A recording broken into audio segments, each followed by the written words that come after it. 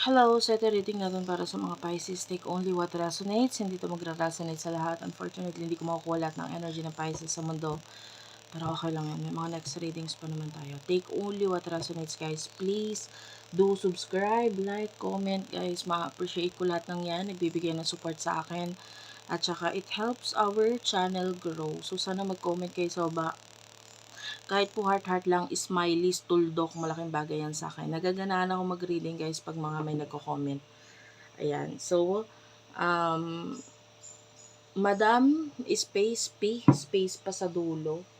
Ayan yung way kung paano mo ako ma-follow or makakapagpa-read sa akin ng personal. Yan yung aming Facebook. So kung gusto mo magpa-personal reading, doon na lang sa aming Facebook account. Let's start. What do we have here for the sign of Pisces, Sun, Moon, Rising. Meron tayong special channel for water sign, ha. Since Pisces is a water sign, so water sign, Philippines. We do over the star, the 2 of Wands, 6 of Cups. Okay. Ayan.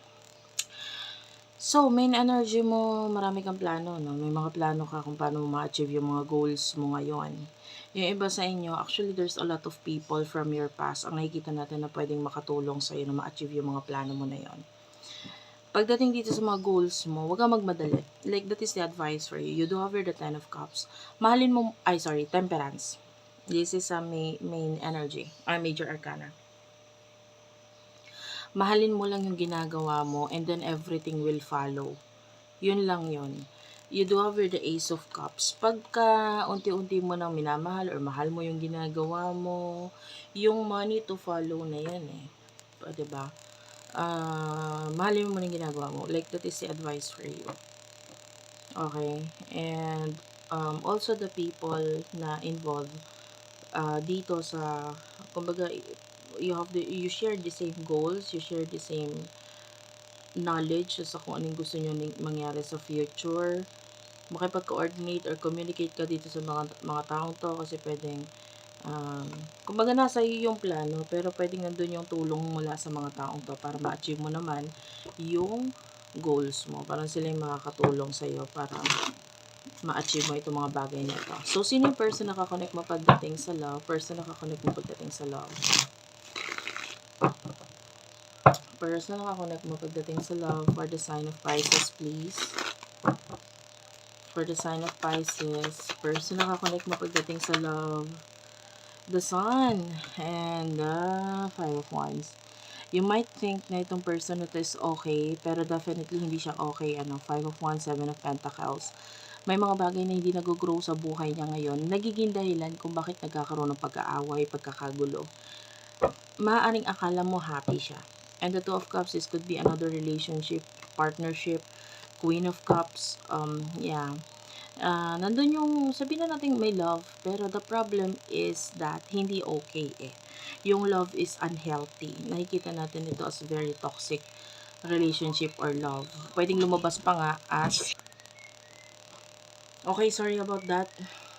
Pinatay ko lang, or pinause ko lang saglit yung video kasi may biglang dumating. Anyway, I can see this as lumalabas pa nga siya as karmic relationship. Very toxic siya. No? And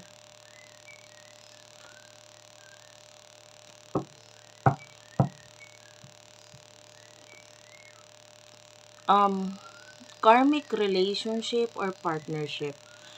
Okay, yung iba kasi hindi naman siya relasyon. Okay, pwedeng itong person na kakonect mo is may karelasyon na iba or kung hindi man, it could be partnership with someone. Business partnership, diba? Pero very toxic siya. Okay, maraming pag-aaway or kaguluhan. Anong emotion ninyo sa isa't isa? Hindi ko to kukunin masyadong marami. You do over the 10 of Swords. Okay, nakita natin na give up ka na.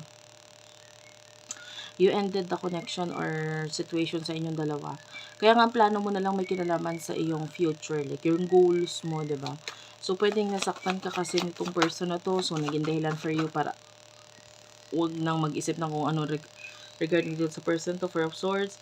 Pinipilit mo siyang kalimutan, pinipilit mo siyang, you know, Pero part of you gustong makipag-reconcile, Three of Cups, pero pinipilit mong, hindi, huwag mong isipin yung reconciliation. Parang ganon. Sinasabi mo sa sarili mo, wag na, tama na, ganito, ganyan. By the way, pasensya ka na maingay yung ibon namin, ha. So, Ten of Swords, so, ayan na. Gusto mo nang i-end yung connection niyo or yung pag-iisip sa kanya. So, as much as possible, pinibisi mo na lang yung sarili mo sa ibang bagay. So, yung person na ito, ano namang emotions niya towards you? Emotions niya para sa'yo. Emotions niya para sa'yo. You do have here the Five of Cups. So, syempre, nalulungkot yung person na to. Kasi hindi nga okay yung sitwasyon niya eh. Tapos with the Fool, feeling niya sa sarili niya, masyado siya naging pabaya. Masyado siya nagpadalos-dalos. Masyado siya nag-take ng risk na akala niya magiging okay yung resulta. Okay, maybe with regards doon sa something na, I don't know, feeling like pinasok niya to ng sitwasyon na to, masyado siya nagmadali. And then, ayun, nagbigay ng malaking biglang transformation sa buhay niya na ngayon. Parang, death card, parang gusto niya nang tapusin, gusto niya nang i-end, may ganun eh. So, if this is a relationship, hindi talaga siya healthy para sa person mo. May mga times na hindi niya na lang pinakikinggan yung person na yon para matapos. And I don't know ha, yung iba kasi hindi siya relationship, lumalabas siya as parang business partnership, na basta na lang siyang pumasok, na hindi naman niya masyadong pinag-isipan. So, ngayon parang nagkakaroon siya ng ayoko na yata dito parang ang toxic, parang hindi naman ganito yung in-expect ko. So, malayo dun sa expectations niya, yung kinakaharap niya ngayon na nagiging dahilan kung bakit parang gusto niya nang kumalas, kung bakit gusto niya nang i-end. And, yung iba sa inyo, pwedeng may spiritual connection sa inyo dalawa, and ito pa yung separation ninyo, naging dahilan ito, or naging daan ito para malaman niya or realize niya yung Ace of Cups, which is yung emotions niya, or yung pagmamahal niya pala sa'yo, na maaring hindi niya nakita noon, kasi masyado siyang naging bulag, at bingi, and hindi niya pinansin yung mga signs, yan.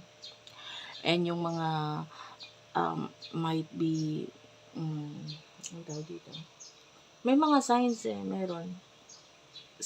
Spiritual connection, soulmate connection, yung iba sa panaginip, yung iba angel numbers, may mga signs siya, hindi niya pinansin. And pwedeng ramdam niya din, kaya lang pilit niya dineny in the past. And now, ngayon, medyo naging mas malinaw sa kanya kung ano talaga yung emotions niya sa'yo, which is with the Ace of Cups, mahal ka pala niya. And with the Five of Cups, na-realize na lang yun, nung naramdaman niya yung sakit, yung lungkot, nung mawala ka. Okay? Naging in denial kasi siya sa emotions niya in the past. Ngayon, in the near future, you hover the Three of Swords, the Five of Swords. Okay. Tell me about this in the future outcome. You do have the Knight of Swords. Okay. The Devil and the Temperance. Three of Pentacles, the King of Wands. Eto, medyo mag-ingat lang yung iba sa inyo. Kasi etong connection ninyo in the near future, pwedeng lumabas siya as third-party situation. Ayan, ikaw patuloy yung lalabas dito na third-party situation. Lalo na yung iba sa inyo na may karelasyon yung person mo, no? Pwedeng hindi niya pansinin yung person niya and maglaan siya ng oras or ng panahon sa'yo. Like, pwedeng magkaroon siya ng mga sasabihin sa'yo na maging daan para i-open mo ulit yung feelings mo dito sa person na to. Pero ang tendency, ikaw yung masasaktan. So, bakit ka masasaktan? Kasi una sa lahat, ikaw yung kailangan umiwas at lumayo. So, like the advice here, kung siya yung makakausap natin, no? Kung siya yung kung nakakausap ko ngayon, I will tell this person na i-end mo na kung hindi dapat i-end. Hindi pwedeng, hindi pwedeng magstay lang siya dun sa situation or dun sa relasyon. Tapos, makikipag-connect siya sa'yo. ba? Diba? Like with the Justice card, kailangan niya maging totoo sa sarili niya. Alam niya sa sarili niya na hindi naman talaga mag-workout yung dalawang connection or what. Ikaw pa yung ilalagay niya sa alanganan. So, with the Ace of Swords, Knight of Swords, alam niya, gamitin niya yung utak niya regarding dito sa situation ninyong dalawa, and then pag naka-move on na siya, tsaka siya makipag-connect sa'yo. Kasi hindi pwedeng parang gagamitin ka lang niya as panakip-butas dun sa mga kakulangan or dun sa mga nararamdaman niyang kulang dun sa person na kakonect niya. Hindi pwedeng ganun. So, I'm talking to your person ngayon, no? Kasi nakikita natin dito, there's a possibility of third person. Kung hindi naman third party, kasi pwede naman nating sabihin na connection lang, walang relasyon, pero may mga nasasaktan or may masasaktan sa connection ninyo na 'to. As simple as communication, 'di ba? Pero hindi puwede yung communication na yun kasi may something. So, kahit walang relasyon sa inyong dalawa, ang tendency niyan puwedeng ikaw yung masaktan kasi nga ang mangyayari niyan, ikaw yung iiwas at iiwas, pipilitin mo yung sarili mong maglagyan ng boundaries kung ano man yung meron sa inyo. Okay? So, parang kung mabibigyan ko ng advice or kung yung person mo ang nanonood ngayon, yun ang masasabi ko, i-end niya muna yung relationship niya with the other person kung hindi na nagwo-workout yun sa kanila, and then saka siya mag-move on muna, mag-focus siya sa sarili niya, and then there, bago siya kumonek. Hindi pwedeng ganon. Okay, so that's it for now. Sa'yo, wala naman ako nakikita.